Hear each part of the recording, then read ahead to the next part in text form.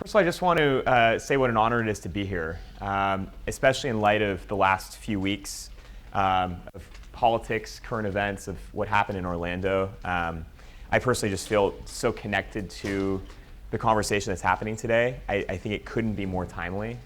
So thank you for having me and for all of the work that you're doing.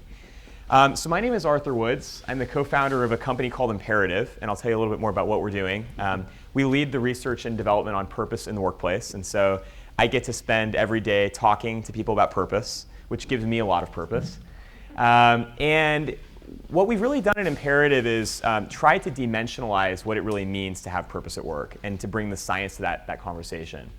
To really make purpose something that's measurable and accessible for each person. As many of us know, purpose oftentimes has been this ethereal thing in the clouds. It's been kind of inaccessible. And our goal has been to really bring it to measure, bring it to something that's tangible and relatable for people. And with that, we've really unearthed some groundbreaking insights that I think are highly applicable to the diversity and inclusion conversation. So the ability to be in the room with leaders who care so much about creating an inclusive workplace where everyone is their full self, their full best self at work every day, is totally in the mission of everything we talk about when we refer to purpose. So to start out, if we can think back to the beginning of time when we first would have told someone we come to work. Work at one point in time was all about you as a craftsperson, right? You came to work as someone who really activated your skills largely through the crafts that your family enabled you to have, right? So we had bakers, we had butchers, we had candlestick makers, and then we had poets. And so at a certain point, work was an expression of who you were, right? It was an expression of what you brought to the world. And over the course of time, especially thanks to the Industrial Revolution, work began to change drastically. What happened in the Industrial Revolution is we took people and said, how can we get people to all do the exact same thing, to maximize efficiency, output? And it no longer became that work was an expression of who you were. It was that work was optimized around what we could get out of you. And what happened from there then is, of course, people were abused and people were marginalized. And so there was this uprising of labor unions that many of us, have read about. And during that time, there began to be workforce policies put in place. We started to actually standardize work. We created a number of constraints. And eventually we got to this, which is in many cases what work looks like today.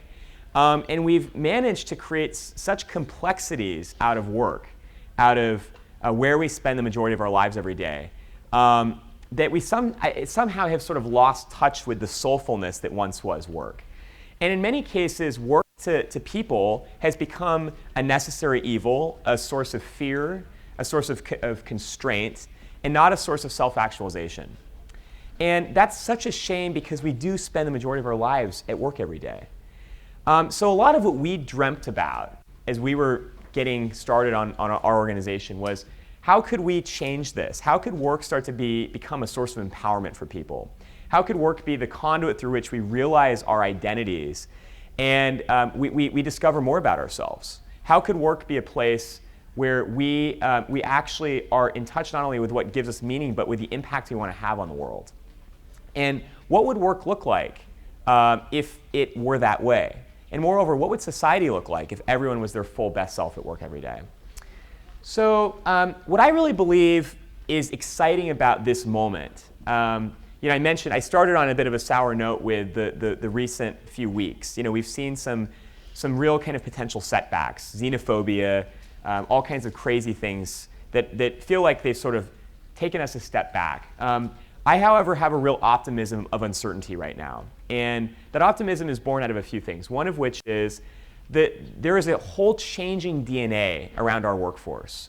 It's actually going to be more diverse by every single way of looking at diversity than we've ever seen before, especially generationally, right? We know that millennials are now the majority of the workforce, and that's drastically changing everything about work. The entire sort of constrained, complicated structure that we just saw is getting turned on its head thanks to these changes. Technology, while it's opened so many doors and cast so many bright lights, has also cast many shadows. It's caused us to, in many ways, kind of dehumanize work. And so that's actually causing us to sort of reimagine work. And finally, science has caught up to us. We now know so much about what it means for an individual to thrive. We have so much data, so many amazing insights that help us to understand what it really means to help someone become their full best self at work every day. So I think these three things especially are moving in this awesome kind of perfect storm and causing us to sort of disrupt what we have, turn it all on its head. So for me, this journey started actually in college. I had a chance to work on a nonprofit where we would invest in freshmen in college. And what we would do is we'd help them start socially conscious businesses. And the idea was, as a freshman, you might be at the bottom of the totem pole, right? It's your first year in college. But we really believed, no, you have extraordinary capabilities. You have 4 years of university. Go start something that makes a difference. We're going to give you a support community, resources, and guidance to go realize your potential as a social entrepreneur. And so that was really my first real job, I would say, was I was running this nonprofit. And it was all centered around this sort of human potential. For me, from there, I had a chance to start other companies. And again, every time that I did so, work was an expression of what I stood for. It was always sort of this common feeling inside and outside of the work that I was doing. I never felt like I was a different person in my occupation than I was outside of it. So I eventually looked at my CV and I realized everything that's on here is completely circuitous. I have no linear professional path. I don't know what it means to climb the ladder. I need to go get a real job, right? Has anyone gone through that before? I need to go get a real job? Okay. So I had that get a real job moment. And the moment really was seeing a number of my peers walking to the Career Center with their Padfolios, because for some reason you can't apply to a job with a resume unless you have a Padfolio. So I was seeing them walk with the Padfolios, and I realized I don't have a Padfolio. And that was my wake-up call. So I decided to go get a real job, and I decided to apply to Google.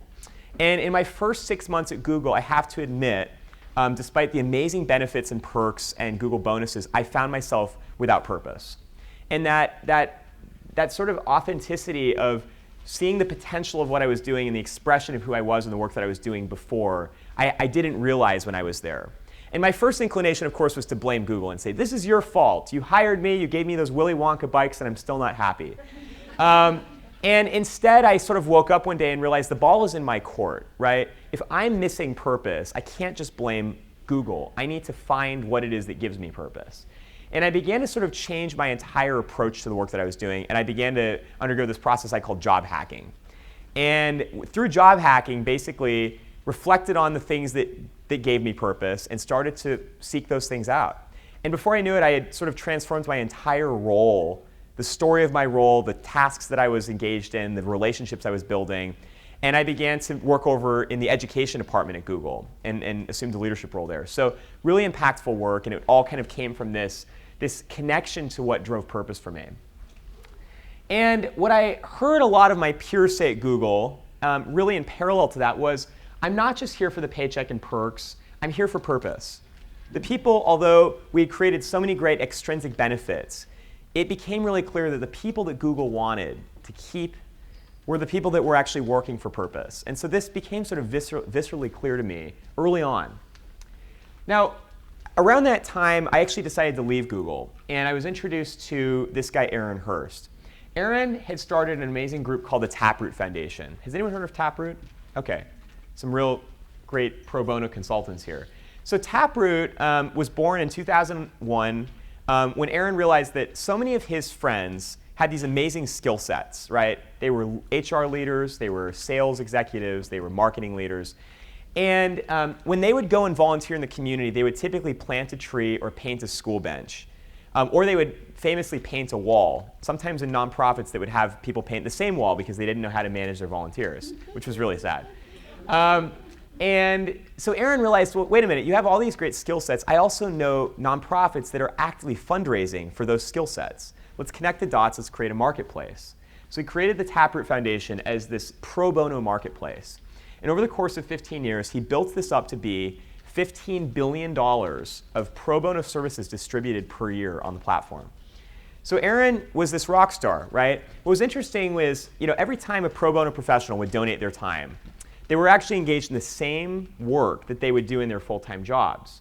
But he basically heard them say, I'm driven to do pro bono because it gives me purpose.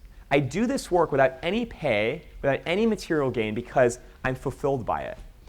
And interestingly enough, every time a pro bono consultant would sign up for Taproot, he would ask them why. And he would, gather all of these testimonials of why people did pro bono work.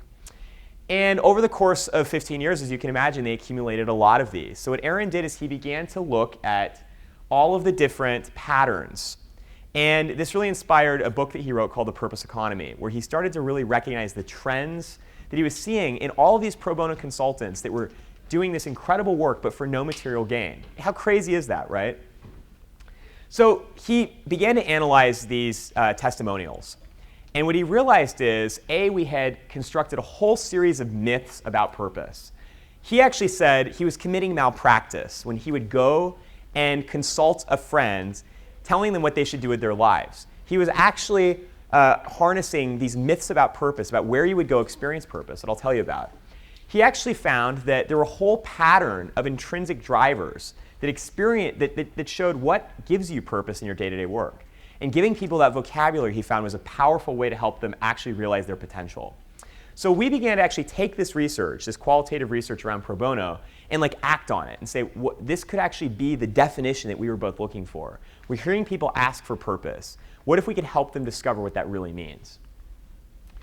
So what ended up being really clear to start out was there were myths of purpose, that we were actually oftentimes defining purpose in the wrong way.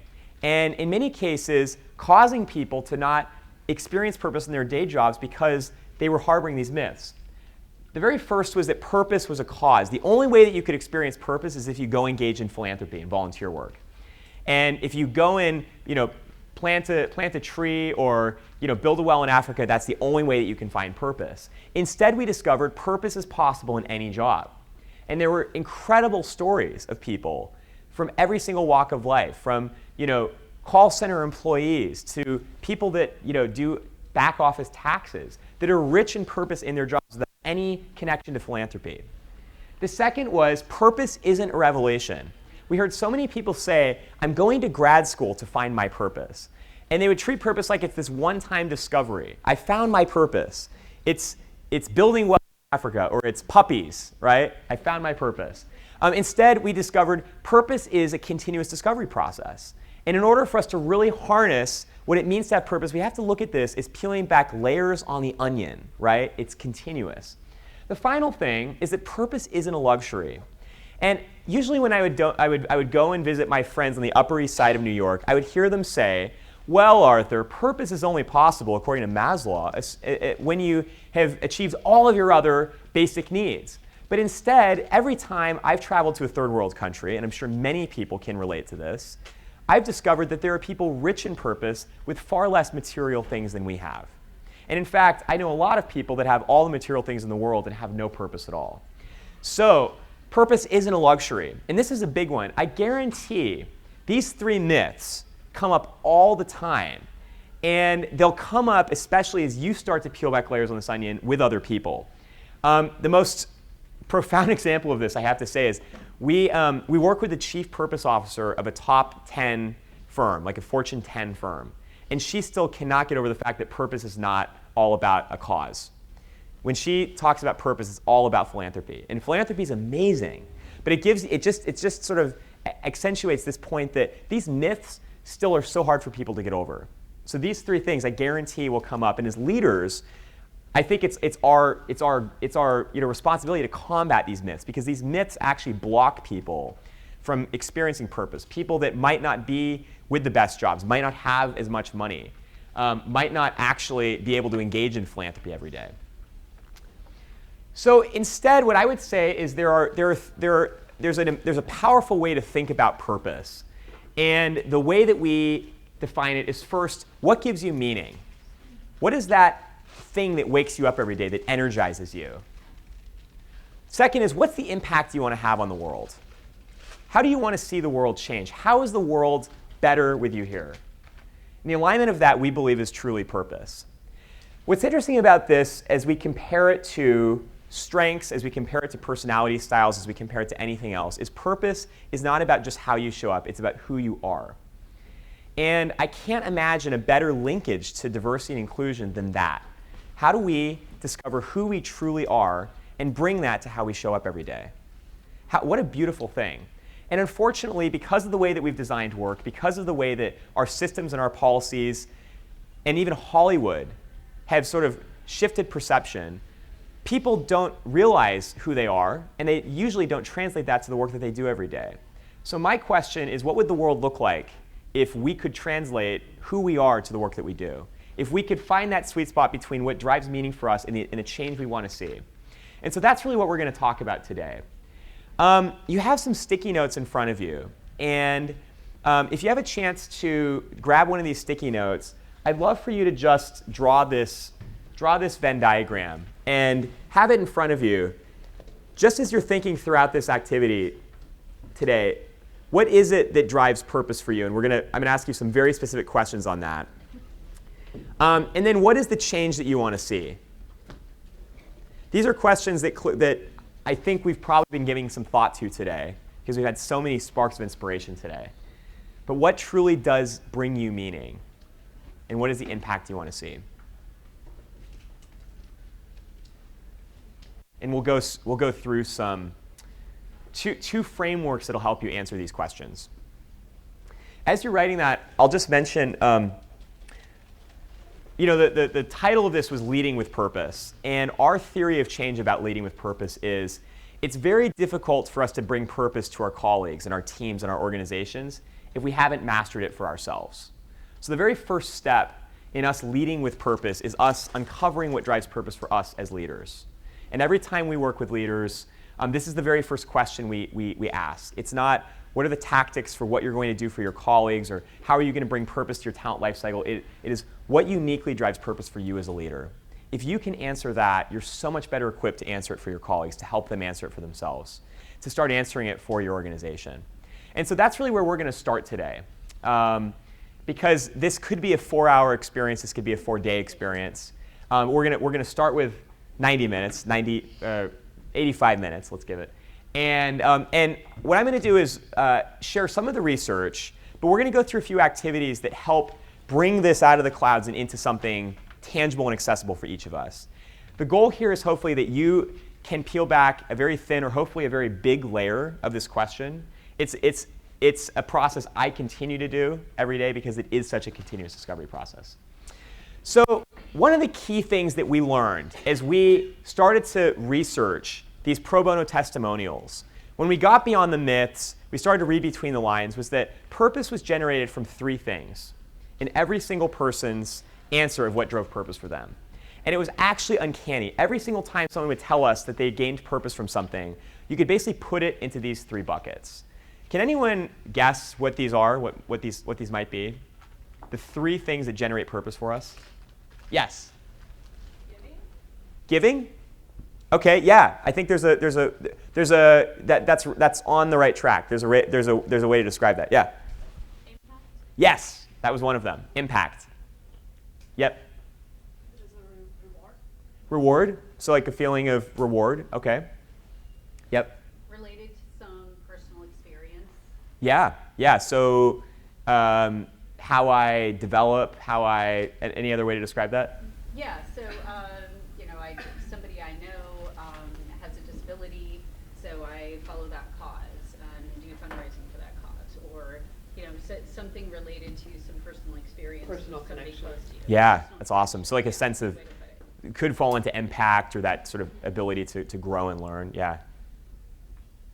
Any other guesses? Doing something. I like it, like getting active. So the 3 that we discovered, first was relationships. Every time someone would say that they felt a sense of connection to a community, they were feeling like they were part of something, they had that support and guidance from others, deep relationships. The second was impact. Feeling like you were doing something greater than yourself, that the work that you do every day creates value. And the third was growth. when you get outside of your comfort zone, when you push yourself. So we call this RIG, Relationships, Impact, and Growth. And if there's one thing you could take from today, it's that we have to constantly ask ourselves, how much RIG do we have? To what extent am I part of a deep, meaningful community in my work every day? To what extent am I making an impact? To what extent am I growing and learning? And I guarantee if you, like I was at Google in that first 6 months, feel like you're stagnating, feel like you're unfulfilled and disengaged, one of these three things, if not all three, is missing. So this is a really good barometer. And I would say just like we were talking about triathlons earlier, and I'm just like in the triathlon mode now because I'm going to put you on the spot. She's great. But I was thinking about like, okay, when was the last time I worked out? And this is kind of a question we should ask ourselves in terms of physical health. I would say in terms of purpose health, we have to ask ourselves these 3 questions. We have to maintain this. It is like an active process. If we don't invest in our relationships, if we don't see the impact that we make every day and really nurture that, and if we don't put ourselves in a position to constantly grow and develop, we're without purpose and we're not growing. We're not moving ourselves. So these 3 things are so crucial. What I want you to do right now is take the Post-it note in front of you. You could even do it on the back of your Venn diagram Post-it note. And give yourself an honest assessment right now of how you're doing in these 3 areas.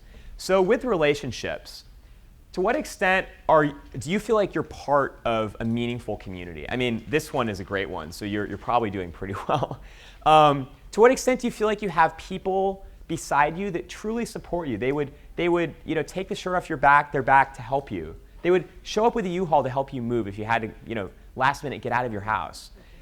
They would go the extra mile for you. They're actually checking in on you to see how you're doing, right? To what extent do you feel that? So on a scale of 0 to 10, 0, I live in a cave and I don't know anyone, to 10, I'm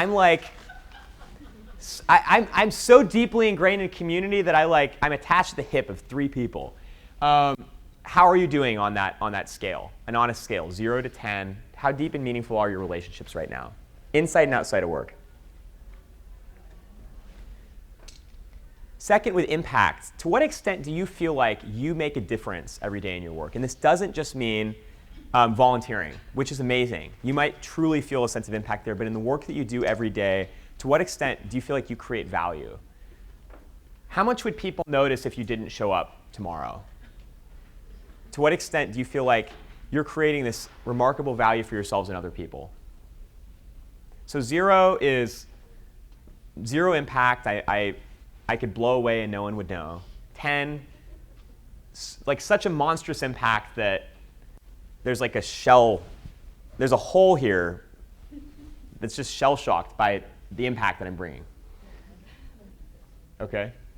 So then finally, growth. To what extent are you getting outside of your comfort zone, growing and learning, pushing yourself? To what extent are you changing your route to work every day? Are you mentoring or being mentored? 0, I'm not growing so much that I'm actually like Benjamin Button and I'm reverse growing. Or 10, I'm growing so much that I'm going to need to truly upgrade my size of shoes, right? So on an honest scale there, 0 to 10. Now, I guarantee 10, if you're 10 for all 3 of these, that's amazing. You should be up here. If you're 0, you're probably not giving yourself enough slack. So for how many people was relationships the top one? I feel like my relationships are deep and meaningful. Great. How many people that was impact? Okay. And how many people growth? Okay, cool. So how many people, be vulnerable here. How many people had below a 4 on any of these?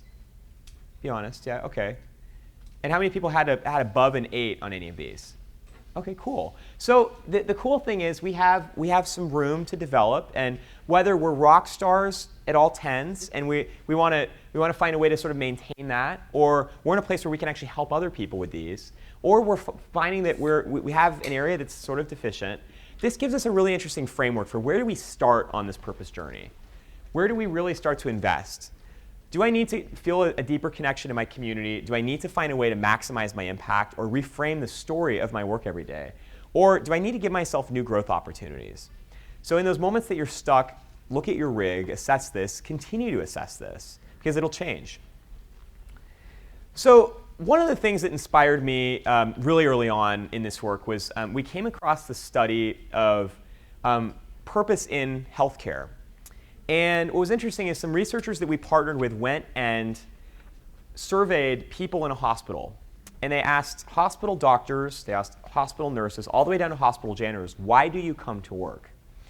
What they discovered was there were actually a number of hospital janitors that were coming to work for more than just a paycheck and more than just their job title. What they discovered is hospital janitors oftentimes were mistreated, they were marginalized in the workforce, they weren't paid very much, and they certainly weren't given a lot of professional accolades. But they didn't see work as a necessary evil. They didn't have this tumultuous relationship with their work every day. They actually found work as a source of empowerment. And reading into what hospital janitors do every day, some of the arduous tasks that they endure every day, this was kind of remarkable. So digging into this, what they discovered was these hospital janitors did not just tell people that they swept the floors. They didn't just say, I'm here to clean up blood and take out the trash. They said, I'm here to create a safe patient experience. They said, I'm here to actually make sure that in my role every day, patients can get better. And how did they go about doing this? Because they are only responsible for sweeping floors. What they discovered was these hospital janitors that were purpose-oriented were going out of their way to serve as translators between doctors and patients that didn't speak the same language. They were actually going out of their way to find the grieving parents and patients and actually bring humor and tell jokes to them.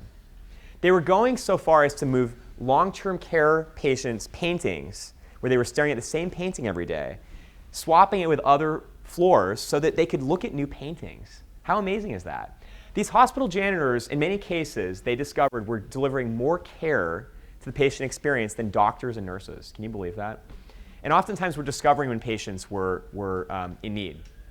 So this was profoundly impactful to me as I read it because, A, as you can imagine, it debunked again all those myths, not a luxury, not a cause, not a revelation. And it said purpose is possible for anyone. And if a hospital janitor can come to work and be empowered and create such an impact and derive such meaning from their work, purpose is possible for all of us. What those hospital janitors did is what we call job hacking. They were actually self-aware enough to realize what it was that drove purpose for them. And they acted on that. In many cases, sometimes unbeknownst to their managers. Managers actually that were interviewed above these hospital janitors oftentimes didn't even know they were doing these things. How crazy is that? So this was really impactful. And it really became, for me, my goal to look at how could we harness that incredible power and potential and self-awareness and sense of agency and find a way to deliver that to every single person in the workforce who feels stuck, who doesn't feel like they know themselves, who doesn't feel like the work that they do is an expression of who they are. And what a beautiful thing to see the service that these people created for their patients. So we went on to actually expand on that study. This was a study of only 350 people in a hospital, which was extraordinary, but we said there's so much more we should know about this. These hospital janitors are remarkably different than the other ones. How do we harness what it is that's unique about these janitors, how they come to work and why they come to work, and how could we learn more about the broader workforce lens? So we conducted a study, the very first study on purpose in the workforce called the Workforce Purpose Index.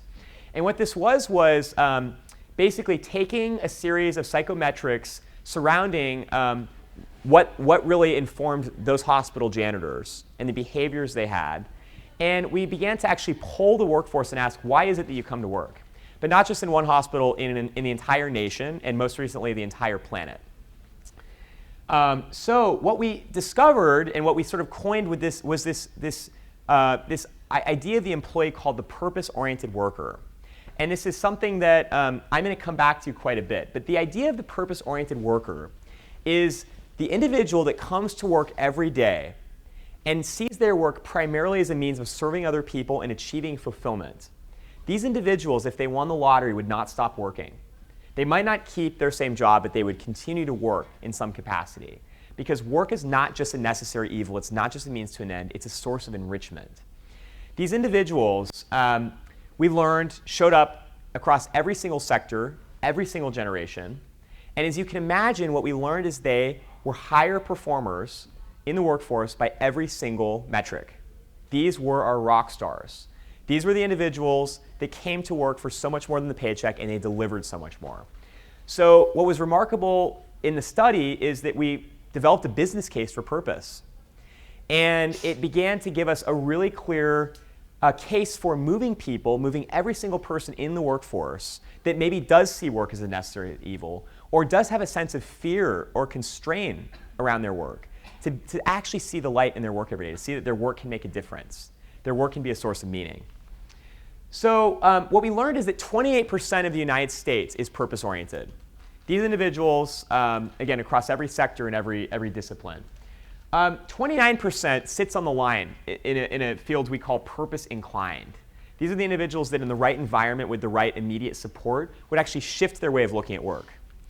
And then finally, the remaining 43% currently have this way of looking at work that is, it is a means to an end. If you paid me enough tomorrow, I would stop working altogether. I'd never look back, right? We know these people. Does anyone know these people? I'm related to some of these people. Interesting at Thanksgiving when I talk about purpose. So this gave us this whole new lens through which we could look at the workforce. It's no longer a one-size-fits-all. We each come to work for different reasons. And there's not one there's not one person out of this whole bunch that is a lost cause. In each work community, we have people that are already purpose-oriented. They're already coming. They're probably the ones asking you for growth opportunities, for the chance to make an impact. They're the ones engaged in philanthropy. There's a second group that in the right community, in the right environment, is immediately ripe for change. That's incredible. There are like next adopters. And there's this third group that currently, for whatever reason, based on their upbringing, based on maybe their constraints throughout their early professional career, established a very sort of strained relationship with work. And there's an opportunity for them to change, to see the light. And again, given the right coaching, support, self-awareness, or transformational experience, those people can change. So if we start to look at every workforce community through this lens, it drastically changes the way that we engage.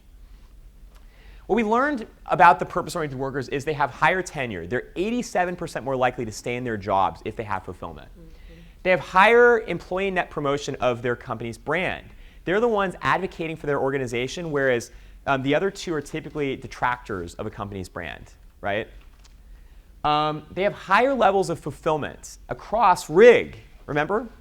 Impact, relationships, and growth. Purpose-oriented workers are more likely to experience purpose in those ways. By industry, we learned that education was our highest performing purpose-oriented industry, and retail was at the very bottom. What was interesting is one of the questions I ask is, what industry has the majority purpose-oriented employees? And the answer is none. Even nonprofits. No industry actually has a majority of its workforce that are purpose-oriented. So 55% of nonprofit employees are mainly driven by money and by status, if we can believe it. So this was fascinating, and we could geek out on this all day, but essentially being able to look at this workforce index by industry gave us a really interesting benchmark. We learned in our global, which we just did with LinkedIn, that Saudi Arabia is the least purpose-oriented country, and Sweden is the highest. So we're all going to go to Sweden. So this was fascinating. We're coming out with a study with LinkedIn that was over 27,000 people globally. And we were able to get a benchmark of every single country in terms of how purpose-oriented they are. LinkedIn actually shared their performance data with us. And we learned that its purpose-oriented employees, which made up 41% of the company, scored 30% higher on their performance scales. So these were, again, the rock stars. So if we go back to then what actually generates purpose for us, one of the key things that emerged from the research as well as we went back to the pro bono testimonials was that we each have a unique blueprint that informs how we experience purpose. This is our vocabulary. This is our way of actually uncovering what are my purpose drivers? What are the ways in which I experience purpose? And what we learned is that across these different drivers, just like the hospital janitor, if we gained awareness of what our drivers were, like they intuitively did, which was incredible, and we can harness those, it gives us the ability to then start to enhance and hack aspects of existing work, not retreating from our full-time jobs, not retreating from our full-time responsibilities and tasks, but enhancing them, changing our approach, changing the story we tell ourselves and other people about our work every day. So the idea behind uncovering these purpose drivers was to give ourselves the vernacular and awareness of what gives purpose for us. In this unique blueprint, we learned didn't actually change as we changed careers, as we changed job levels. It actually stayed constant. So this was a powerful excuse to talk about purpose, to have something that we can each uniquely ground to and act on. What we learned is, interestingly enough, across the 3 dimensions that I'll share, there was a basically symbiotic switch and symbiotic breakdown of the results. So basically a third, a third, a third, a half, and a fourth, a fourth, a fourth, a fourth. And when I share these results, it was fascinating to see that these patterns emerged, and it was almost just like imagining a butterfly, each beautiful wing completely like the other. So this natural symmetry that emerged gave us a lot of confidence about how this actually can meet the workforce and how it can be applied. So job tailoring is what you can do. Job tailoring, what we call job hacking, is what you can do to act on these insights every day in your day-to-day job. This is giving yourself permission to actually be bringing your drivers into your day-to-day work. And that's by reframing your story, by changing your approach to your tasks and responsibilities, and by changing your approach to relationships. It's essentially what the hospital janitors were doing every day in their job, telling a new story, changing and enhancing their tasks, and then actually building new meaningful relationships with other people.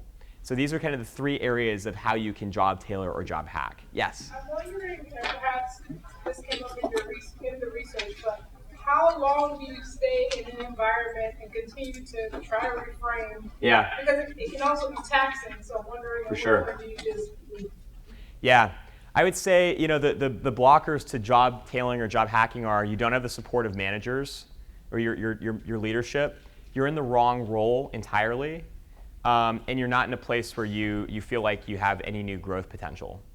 And if you're seeing those 3 things blocked, it's really difficult to ever change anything. So that's really, you hit the brick wall, and it's sort of the signal to leave. So the calls to action I would recommend, just as leaders, the first is combat those myths of purpose. They're going to come up time and time again, especially by people that might, like we previously were, be sort of harnessing really kind of old school ways of looking at purpose. It's all about philanthropy. It's only at the top of the hierarchy of human needs, and it's only possible in the form of a one-time discovery, getting struck by lightning when you're carrying down the tablets. Instead, we know that it's possible for anyone, and it's continuous. Regularly assess RIG, your relationships, impact, and growth. Ask yourself, how well am I doing in those 3 areas? That's a great starting point to know, okay, what should I do next? Uncover those purpose drivers and start to look at how you translate those to the work that you do every day. How can you live those drivers? And to the question earlier, how can you actually look at the other drivers that you might not resonate with, but look at the areas when you should start to really harness them and live them. Leverage all of the above insights to job tailor, to have that sense of creative agency in your day-to-day storytelling, your tasks, and your relationships to actually make your job more of a calling every day, harnessing purpose. And then finally, doing all of that equips us as leaders to effectively help other people do the same. The most beautiful thing about purpose is it's not something like other resources that exist in scarcity. Purpose exists in abundance, and what's beautiful about it is it's catalytic. In fact, when we help other people realize their sense of purpose, we in turn experience it for ourselves. So part of what we've really been dreaming about is this idea of actually building a community of purpose-oriented leaders and actually bringing people together as a way of creating these champions of human potential and purpose in each community.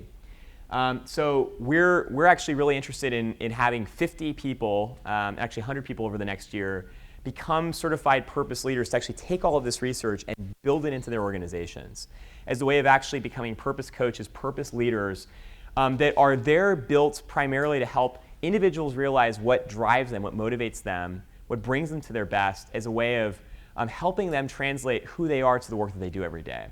And we believe that this can't be done in silos. It has to be done in a collective.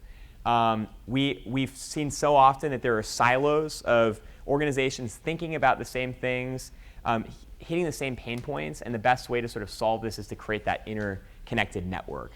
So if that resonates, I left some postcards in front of you. Send me an email.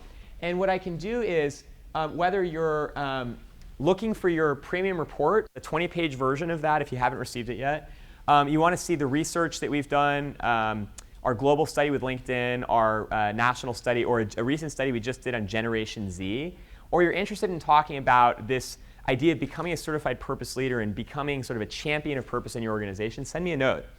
And again, I get so much purpose from working with people and talking about purpose and actually acting on it. So this is a moment of purpose for me. I want to just say thank you for having me and for all the work that you're doing. This is extraordinary, and this does take a village, especially in light of just everything that we've seen in the last 3 weeks. We have a lot of work to do, and it's just the beginning. There's a lot to be excited about. So thank you for everything, and please let me know how I can help.